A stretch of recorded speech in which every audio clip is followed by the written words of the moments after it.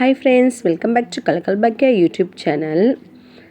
ஒரு 1/2 kg வந்து beef வாங்கி அதை ஒரு 7 விசில் விட்டு வேக வச்சு எடுத்துருக்கேன்.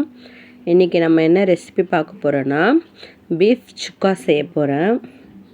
இதை நான் ஃபஸ்ட் டைம் செஞ்சேன், ஆனால் செம்ம சூப்பராக டேஸ்ட்டாக இருந்தது. ஸ்டவ் ஆன் பண்ணி ஒரு கடாய் வச்சு தேவையான அளவு எண்ணெய் ஊற்றிக்கலாம். என்னோட சேனலை ஃபஸ்ட் டைம் பார்க்குறவங்க சப்ஸ்கிரைப் பண்ணிவிட்டு பாருங்கள்.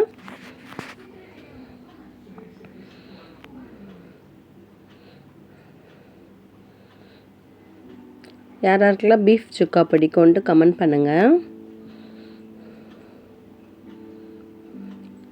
ஒரு 4 பெரிய வெங்காயத்தை நீல வாக்கில் கட் பண்ணி இந்த எண்ணெயில் சேர்த்துக்கலாம். நல்லா மெலிசாக இருந்தால் நல்லாயிருக்கும்.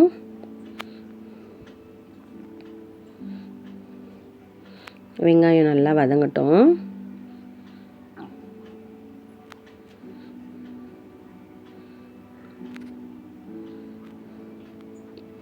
வீடியோ பார்க்குற ஃப்ரெண்ட்ஸ் ஒரு லைக் பண்ணிவிட்டு பாருங்கள்.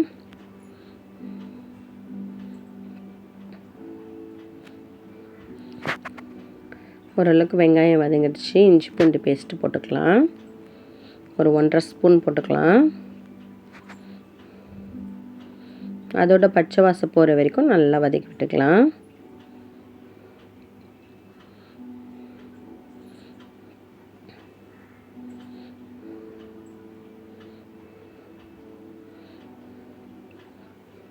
இன்றைக்கி எங்கள் வீட்டில் சாம்பாரும் பீஃப் சுக்காவும். உங்கள் வீட்டில் என்ன லஞ்சுன்ட்டு கமெண்ட் பண்ணுங்கள்.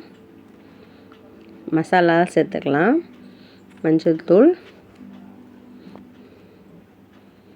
மிளகாத்தூள் போட்டுக்கலாம்.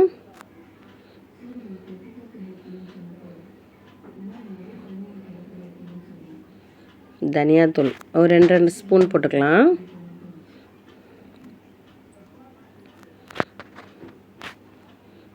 கரம் மசாலா கொஞ்சம் போட்டுக்கலாம்.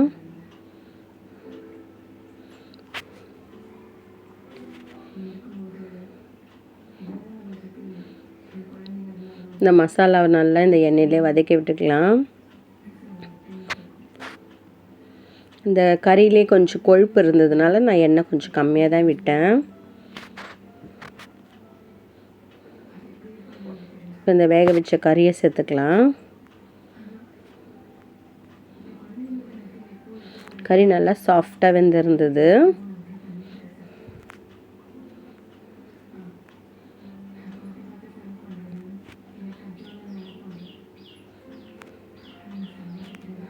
இந்த வீடியோவில் ஏதாச்சும் நிறை குறை இருந்தால் கமெண்ட்டில் சொல்லுங்கள்.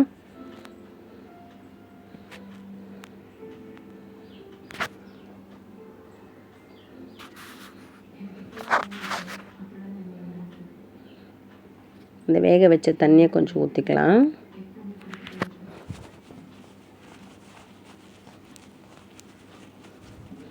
நல்லா மிக்ஸ் பண்ணிக்கலாம்.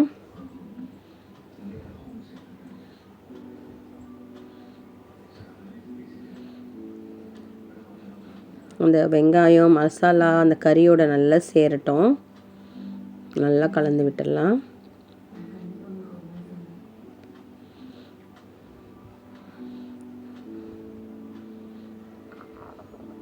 கொஞ்சம் உப்பு கம்மியாக இருந்தது, கொஞ்சம் உப்பு போட்டுக்கலாம்.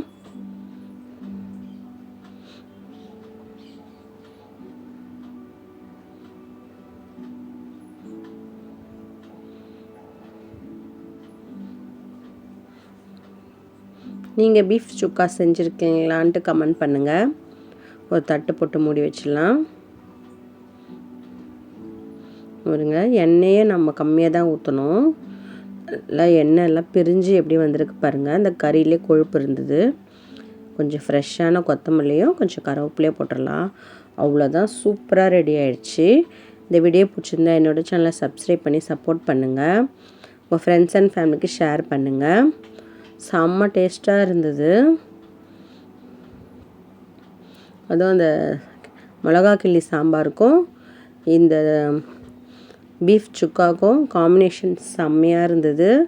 நல்லா டேஸ்ட்டாக இருந்தது. வீட்டில் எல்லோரும் நல்லாயிருக்கு சொன்னாங்க. Thank you friends.